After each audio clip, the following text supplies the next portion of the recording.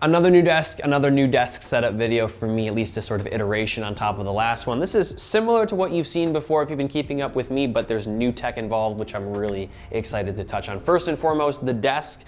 Thanks to FlexiSpot for sponsoring this entire video and for sending me their E7 desk. I have two similar ones in my office I showed off in bamboo variants. This is a nice wooden one, and it's the same size, and I absolutely love these desks for several reasons. First and foremost, again, these finishes are just wonderful and premium, and there's so many customizable options on their site. I'll leave a link in the video description so you can check it out. It's also super stable. The frame is really sturdy and heavy. I mean, this was easy to build, but super heavy, which is a bit of a pain, but I mean, like, once you put it together, it's just wonderful, and it keeps your stuff steady and not wobbling. I hate monitor wobble, so this minimizes a lot of that, and I'm always just slamming on the keyboard, so that's really great here. You also get standing capability. That's the whole point of getting a FlexiSpot desk. They have wonderful standing capabilities.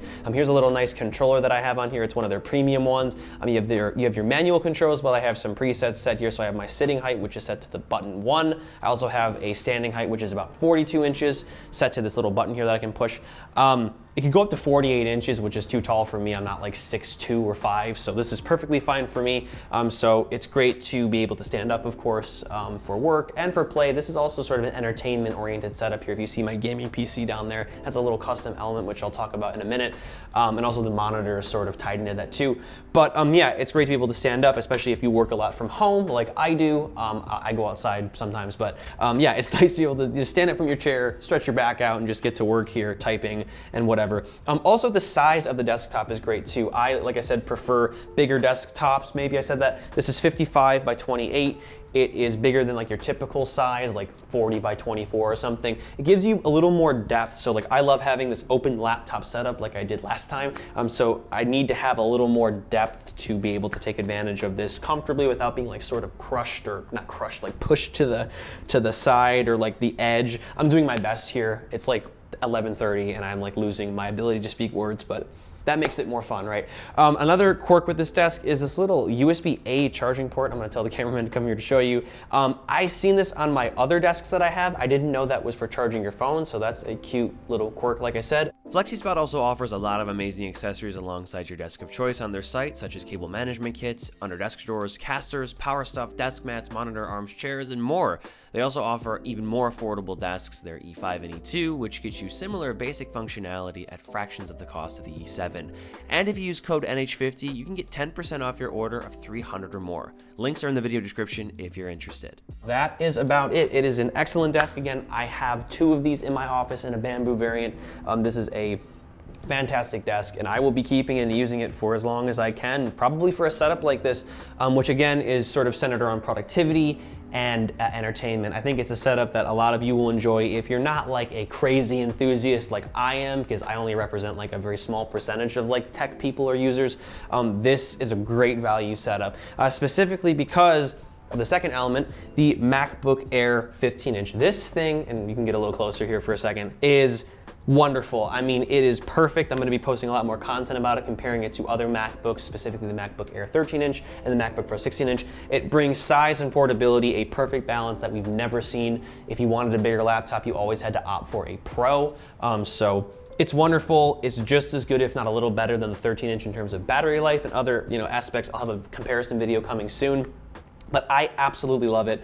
And it's great for productivity. It's great for some creative tasks. I'm not gonna sort of market this desk setup as your creative sort of workspace. I would argue you would probably want something more like a studio display, which I'll talk about that other display, but this is like more of your creative style thing. You don't necessarily need a studio display. I mean, watch my video about it. I'm super particular about my displays, and Apple displays, especially 5K Retina ones, are wonderful, but this isn't meant for that once again. And the M2, as much as it's wonderful for photo editing and video editing, it's more, I would say, prosumer, somewhat enthusiast level. If you want, a higher quality machine for that stuff, opt for a MacBook Pro with like an SD card reader and an M2 Pro at the very least. But I equipped this thing with 16 gigs of RAM, and it's very capable. This is no, lightweight laptop by any means. So that's why I say it's great for sort of like consumers to somewhat prosumers / somewhat enthusiasts. I have a 16 gig variant here. You want to get more than 8, honestly, because you want to be able to open up a lot of applications and of course be able to do a little heavy lifting, maybe a little bit of gaming if you game on a Mac. I don't. I game on a PC, which which again, I'll show off in a minute here. The display is beautiful. It's a great device. I got 512 gigs of storage in here as well. So great see, I can't talk. This is a great spec laptop here. I'm also caffeinated, which is great. I paid like $1,700 for this. You can get it a little cheaper if you use education pricing. So if you're a student, this is also a great setup here. But enough on the MacBook Air. I think you get the picture here. I have it attached to a 32-inch LG panel. And there's two that you can get on the internet generally. There's a 60 hertz one at 32 inches. I also chose 32 inches to accommodate this desk a little better. It's also a little better for entertainment if you're watching videos or YouTube or playing games. And 4K still looks really decent on here too, if you're not like pixel peeping. And honestly, when I'm using this, I don't mind it at all. I do love my 5K Retina display quality, but I mean, if I'm not doing like pixel peeping and creative work, this is more than enough for productivity and gameplay and other things as well. It's also pretty bright. This is a 144 hertz panel actually. So I mentioned a 60 hertz one, which you can get. This is a VA 144 hertz one I got from Micro Center for $500. It's a great deal. It's not IPS. I'm actually thinking about swapping it out for a higher end like Dell IPS monitor, but you know, if you want that, spend a little more. But this, I mean, it looks great here. And also too, if you like look back here, I'm just gonna just show this, I'll get it out of the way. The cable management is horrific. I don't see it, especially from here, but you're probably gonna notice it and leave comments. Then do it, I don't care. I'm not particular about it. I'm always changing stuff and moving stuff around and I just don't notice it. So I apologize, but not really. I just don't care. You know, hopefully this looks clean enough from particular angles, or at least the angles that matter. But anyway, back to the display. It's VA quality, the colors are good enough. Like I said, if you're just doing productivity and some gaming and a little bit of creative work, you're not gonna care. The 4K resolution is wonderful as well. It's also bright. I think it's like 400 nits, maybe 350. 350 minimum is what I recommend. Anything less is just gonna look dim. But yeah, this is nice if you calibrate it. But yeah, it's nice and big, great resolution, good for multitasking and also to some, you know, just content creation. Like I'm going into my Lightroom here. You know, again, what's nice about this open lap, or not again, I haven't even said this yet. If you want a more color accurate display, it's already built into your MacBook Air. Apple has a P3 bright display. It's 500 nits. It's not as good as the one on your MacBook Pro, but it's better than this technically, and probably better than an IPS panel that you can buy. But anyway, I digress. This is great. It has a lot of screen resolution, a lot of screen real estate, and you're gonna love it. And also too, it has USB-C connectivity. Unfortunately, it's only 60 hertz. If you plug it into a MacBook Air, or any MacBook for that matter, you have to get a USB-C to DisplayPort to get 144 hertz. And I think it's worth it. You can still charge your laptop through the display, but DisplayPort also works for audio, which is nice. So it's a 2-cable solution. It's not the most convenient, but you get this wonderful refresh rate. You know, that's just like ProMotion, obviously. I mean, ProMotion isn't special, it's just 120 hertz. But yeah, I mean, I love that here. It's an element you don't get with the MacBook Air. So, you know, for less than the cost of a MacBook Pro in some cases, you get a big screen on the go with 60 hertz, which is more than good enough, but you get that 144 hertz panel when you want it at home as well. I'll also demo this really quick with my PC here while we're at it, and also that might just sort of transition into the peripherals that I use. Actually, you know what, before I do that, when you're using it open like this, it's convenient to use the MacBook keyboard because you also get a trackpad built in and you get Touch ID for when you want to authenticate stuff, you know, use your iCloud keychain. You can also, of course it's over there, I'll just show B-roll. You can use an Apple keyboard if you want, which has Touch ID, or a mechanical keyboard. But you know, I like doing this so that when I want to switch over to my gaming computer, I can just put my laptop on the dock over here. This is from 12 South, so if you want to use your computer or your MacBook like this, you definitely can, but I have a separate keyboard and mouse. If I can pull this. Oh, you know what? It's kind of like taut because I don't game standing up. That's great. I also forgot to mention I have a MX Master 3 mouse that I recommend. I usually use my trackpad a little more, I guess, but I mean, if you want a nice, you can actually come closer. If you want a nice productivity mouse with a side scrolling wheel and like a really high quality metal scrolling wheel as well, just an ergonomic design, this is the mouse you're gonna wanna get. Wireless as well, you can connect it up to 2 or 3 devices, I believe. Yeah, 3 separate devices. There's a little button on the back here. But yeah, anyway, I'm trying to keep up with all of these accessories and things. Also, oh, real quick, trackpad if you want it in this sort of, you know, closed clamshell, you know, form factor method, whatever vocabulary is failing me. But anyway, I'm gonna bring the desk back down here so I can show off gaming here. So I'm gonna switch to the HDMI import here, which is connected to my gaming PC down here. This is a 12900K PC with a 30 80 Ti, so that's a pretty decent spec. I got it last year. Who knows if I can type in my password? Oh my God. Incredible. I do not want to update to Windows 11. Leave me alone. Keep Windows 10, thank you. Oh, decline upgrade, thank you. So here we are, I got this Mac OS 10 wallpaper, of course. But yeah, so when I want my MacBook out of the way, I can just put it over here, and then I have, you know, my keyboard and mouse tucked away here, out of sight, out of mind, unless you're looking, you know, from the side and you're like looking at all the cables. But anyway, let me open, you know, a app that I love or a game that I love, Battlefield 1, for example. Oh, so here we go. I do enjoy my FPS shooters. I also play Minecraft, and I plan on getting into other games too. A lot of my college friends have moved away, so I want to stay connected to them. So this monitor is not only great for productivity and some creative stuff, it's also great for gaming with its 144 hertz refresh rate. Also too, a VA panel is more than good enough for games. You don't necessarily need IPS for that. So I had this in mind too, also for movie watching, but I can imagine, or you can imagine what that would look like here. Also, while I'm just, you know, have this open, you can hear the gameplay sounds. These are the Logitech Z200 speakers. You can actually get closer up here.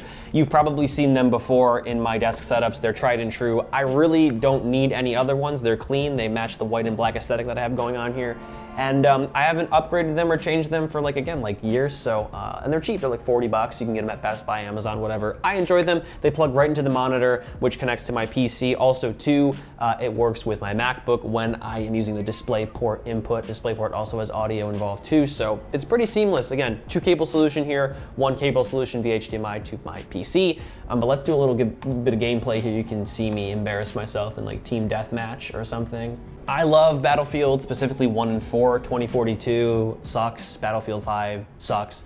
But this game, specifically, I'm talking about 1, is just gorgeous and fun. And my friend and I, the cameraman here, were having a lot of fun earlier with me just freaking out. I'm sure you've seen me play FPS shooters before, like PUBG on an iPad, which is always fun. So you get to see me playing an actual AAA title here. So let me just demo this display. I think it's great. You can actually get a little closer, cameraman. The cameraman has a name. His name is Christian. Say hi, Christian. Hello. So that's a teammate. Oh, okay. Hardcore is one hell of a time because you can't really see. Oh man, you know what? I'm gonna stop talking and just play this game. Oh man. There we go. Got one. I'm getting shot at from across here. Oh, all right.